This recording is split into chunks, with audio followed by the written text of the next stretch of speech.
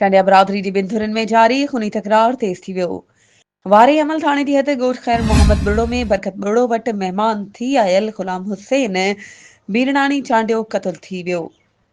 खबर मूजिब मेहमान थी आयल मेहड़ जो रहवासी गुलाम हुसैन मीरानी चांडियो के हथियार बंदन मेज़बान बरकत बुड़ो जे घर में घिरी निंड में गोलियों हणी फरार थी विया।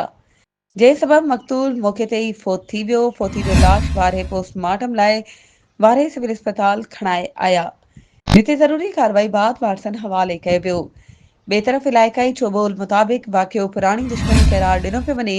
इलाइक़े में छिकताण वधी वई। 1.5 साल अॻु चांडिया बिरादरी जी ॿिनि धुरियुनि में जारी कारे इल्ज़ाम तां शुरू थियल तकरार सरदार खान चांडियो जे कयल फ़ैसिले बाद ॿीहर भड़की पियो। तकरार अॼु 5 हयातियूं गिड़काए वियो।